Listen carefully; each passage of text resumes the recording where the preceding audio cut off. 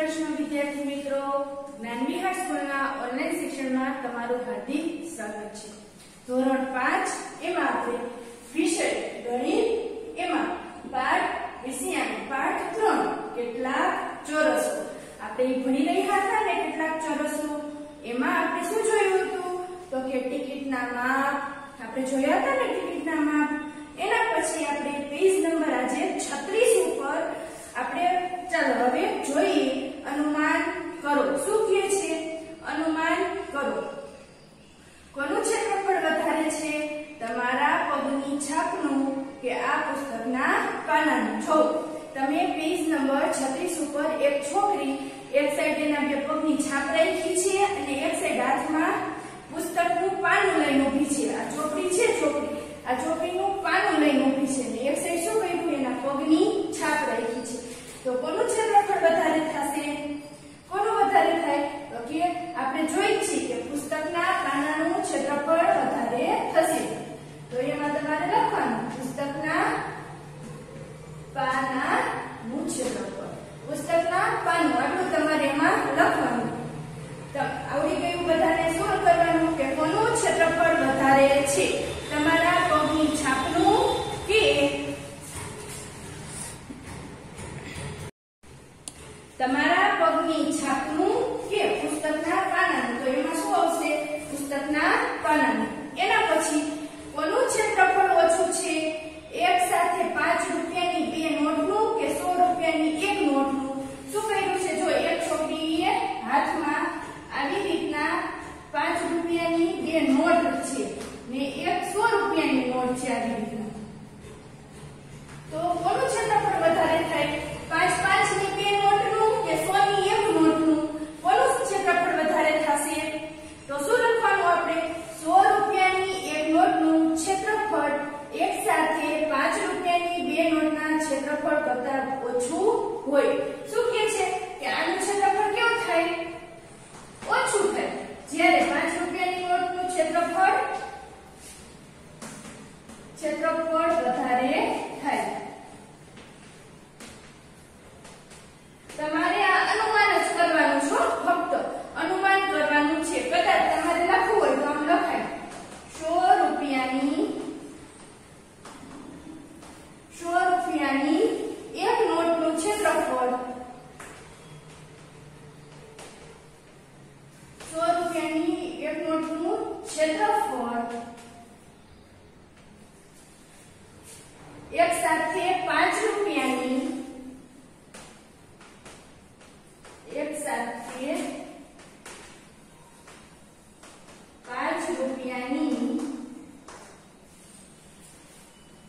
બે નોટના ક્ષેત્રફળ કરતાં ઓછું છે।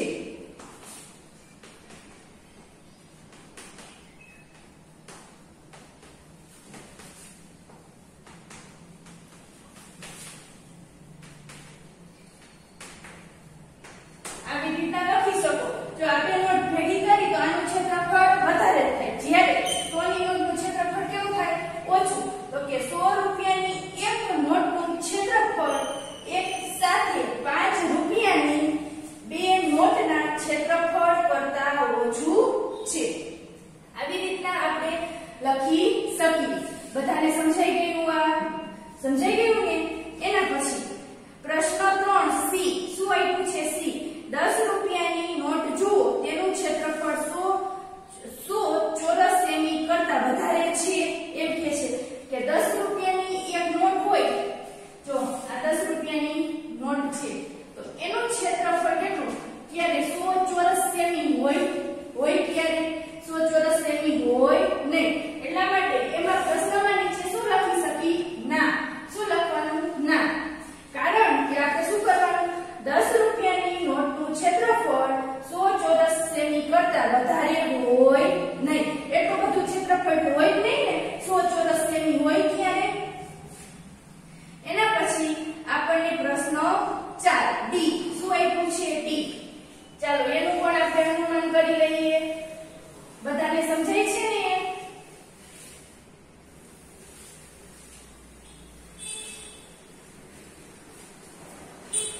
ઈ શું કહેવા માંગે છે? તો કે વાદળી રંગના આકારનું ક્ષેત્રફળ પીળા રંગના આકારના ક્ષેત્રફળથી વધારે છે. શા માટે એમ કહે છે? વાદળી રંગના આકારનું ક્ષેત્રફળ તો જો આ શું છે? ચોરસ છે. આ કેવું છે? પીળા રંગનું. એની બાજુમાં આપણે એક વાદળી રંગનું ચોરસ બનાવ્યું. આ શું બન્યું? ત્રિકોણ જેવું. ત્રિકોણ જેવો ચોરસ બન્યો. તો પછી શું કહે છે?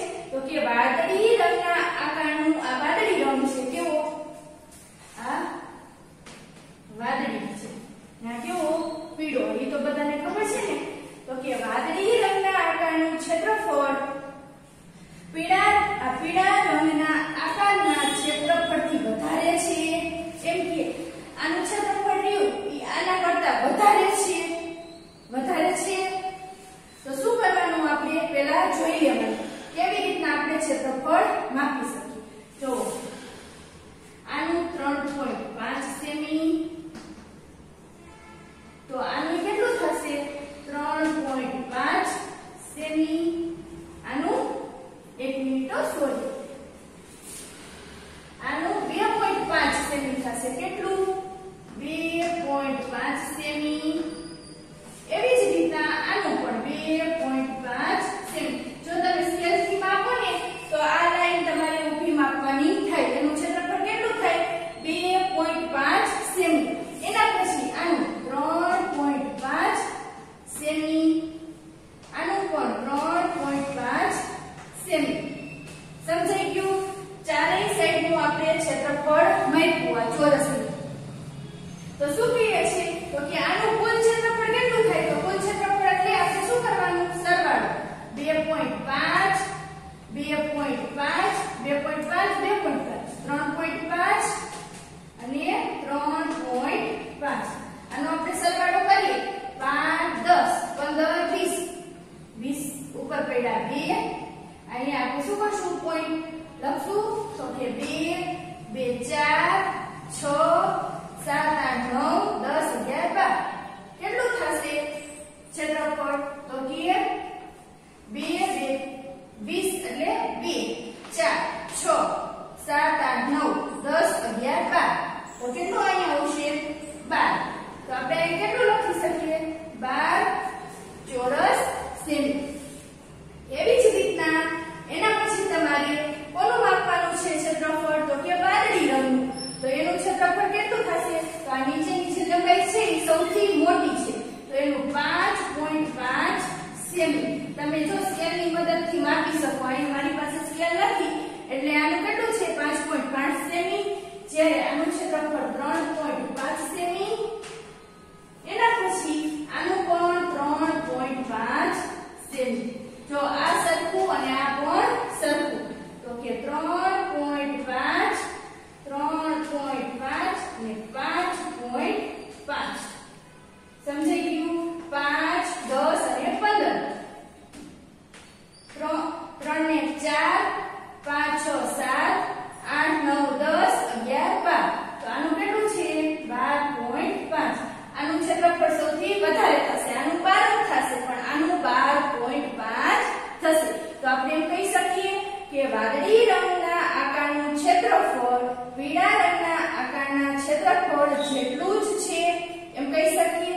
વાદળી રંગના ત્રિકોણની બરાબર વચ્ચેથી કાપીને બંને ટુકડાઓ બાજુમાં દર્શાવેલા લંબચોરસ પ્રમાણે ગોઠવતા બંનેનું ક્ષેત્રફળ એક સરખું મળે છે. શું કહે છે? તો કે જી આ ટુકડો રહ્યો એને આપણે કાપી નાખીએ.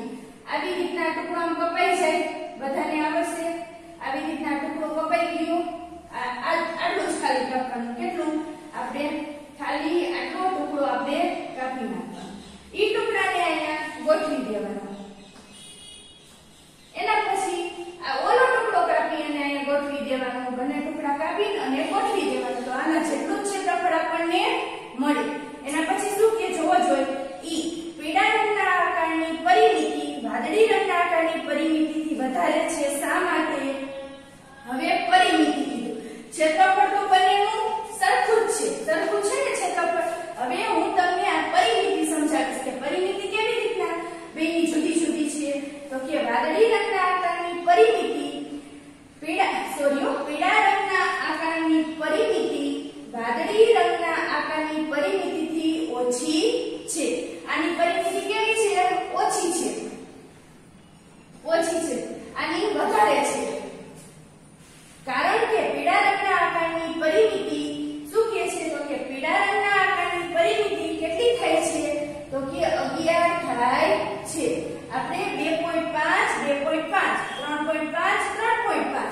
આપણે એનો શું કરીએ તો કે સરવાળો કરીએ એટલે તેની કેટલી પરિમિતિ થશે 2.5 2.5 5 10 15 અને 20 તો અહીં 0 આવશે એના પછી અહીંયા 2 2 ને 2 4 5 6 7 8 9 10 અને 11 કેટલી થાય 11 થાય તો અહીં આપણે શું લખીએ તો કે એની પરિમિતિ કેટલી છે 11 છે આની પરિમિતિ કેટલી થાય 11 આપણે પરિમિતિ શોધતા હતા ને ચારે બાજુનો શું કરતા હતા સરવાળો એના પછી આપણે આ વાદળી રંગના ચોરસની પરિમિતિ માપીએ તો 3.5 5.5 તો એની પરિમિતિ કેટલી થશે 12.5 જો મેં તમને માપી દીધી છે કેટલી થાય 12.5 જ્યારે વાદળી રંગના આકારની પરિમિતિ 12.5 સેમી છે હવે બધાને સમજાઈ ગયું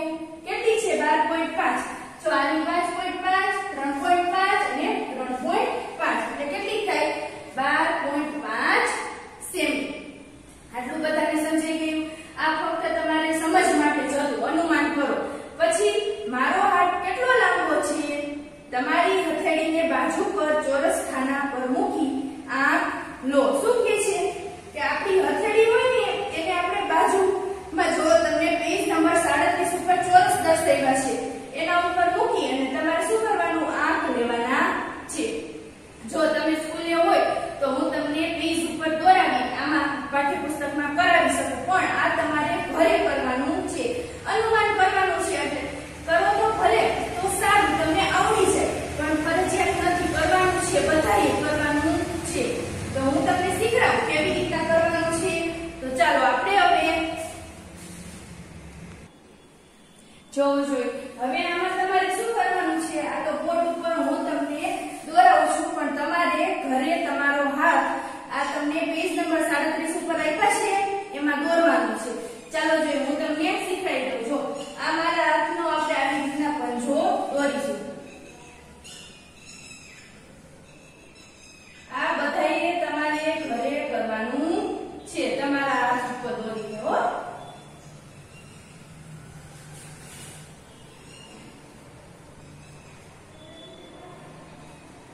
આવી રીતના તમારે ઘરે દોરીને કરવાનું છે તમારો હાથ રહ્યો એ પંજો ત્યાં છાપી નાખવાનો આવડશે ને બધાને પેન્સિલથી આમ રાખી એને શું કરી નાખવાનું છાપી નાખવાનો પંજો પછી એમાં શું કરવાનું છે આપણે તો કે આમાં આપણે ચોરસ ખાના આપેલા છે આ ચોરસ ખાના છે ને એમાં એ તમારે જોવાનું છે કે તમારા હાથમાં કેટલા ચોરસ ખાના આવે છે કેટલા ચોરસ ખાના આખા આવે છે તો આખા ચોરસ ખાનાની સંખ્યા આમાં કેટલી છે 1 છે તો અહીં આપણે 1 લખી શકીએ આખા ચોરસ ખાનાની સંખ્યા જો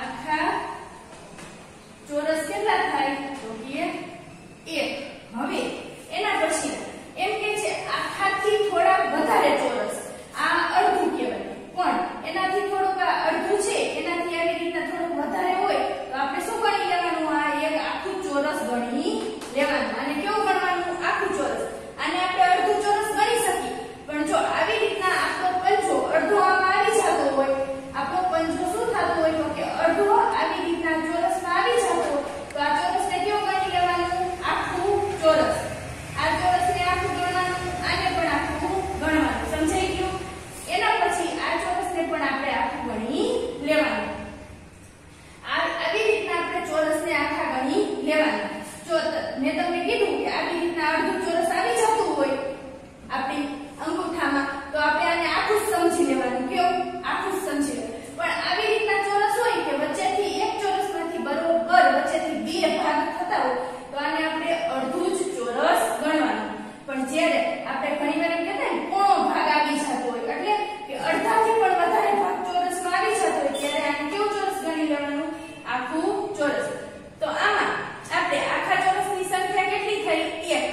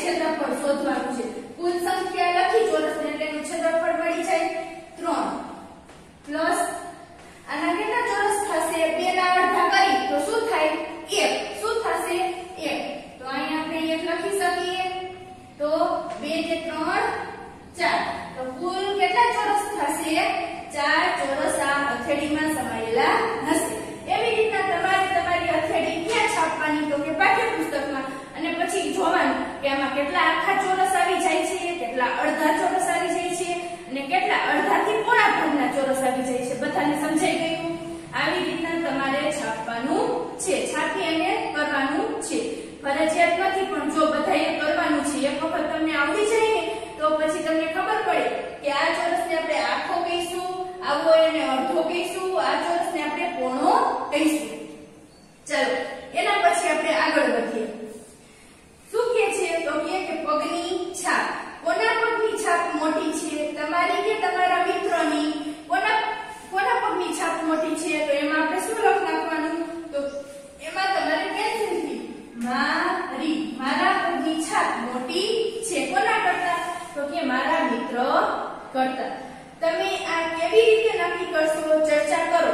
એમ કે છે જો અત્યારે તમે સ્કૂલે ન આવી શકો એટલે તમારે ચર્ચા કરવાની કે તમે આ કેવી રીતે કરી શકશો. હું મારા અને મારા મિત્ર બંનેની શું કરીશ? છાપ લઈશ. આપણે આ કરવાનું નથી, પણ હું તમને સમજાવું છું. તમારા પગની છાપ લેવાની. તમે રેતી મૂકો હોય તો જોવાનું, ક્યારેક રેતીમાં મૂકો હોય ને બાજુમાં તમારા મિત્રને ઉભો રાખવાનો, તો કોનો પગ મોટો લાગશે તમને, એટલે એવી રીતના કરવાનું. તમારા બંને પગની છાપનું ક્ષેત્રફળ સરખું છે. આપણા બે પગ હોય તો આપણા બે પગ સરખા હોય ને. આપણે ચપ્પલ પહેરી તો આપણે કેમ એક જ માપના પહેરી છે, કારણ કે આપણા પગ કેવા હોય? સરખા હોય છે. એટલે એમાં શું આવશે? હા. એમાં શું લખવાનું? હા, મારા બંને પગનું માપ સરખું છે. તો એમાં તમારે પેન્સિલથી ફક્ત હા કરી નાખવાનું છે. સમજાઈ ગયું આટલું? તો આજે આપણે આટલું ભણ્યા. આવડી ગયું ને બધાને આટલું? તો કાલે આપણે હવે આગળ અભ્યાસ કરશું. જો મેં તમને આ સમજાવ્યું, આવડી ગયું ને? વાદળી રંગના આકારનું ક્ષેત્રફળ પીળા રંગના આકારના ક્ષેત્રફળથી વધારે છે. શા માટે એ આપણે જોઈ લીધું. એના પછી પીળા રંગના આકારની પરિમિતિ વાદળી રંગના આકારની પરિમિતિથી શા માટે વધારે છે. એના પછી આપણે શું કર્યું? આપણે આંગળીનું માપ લઈ અને પણ આપણે જોઈ ગયા.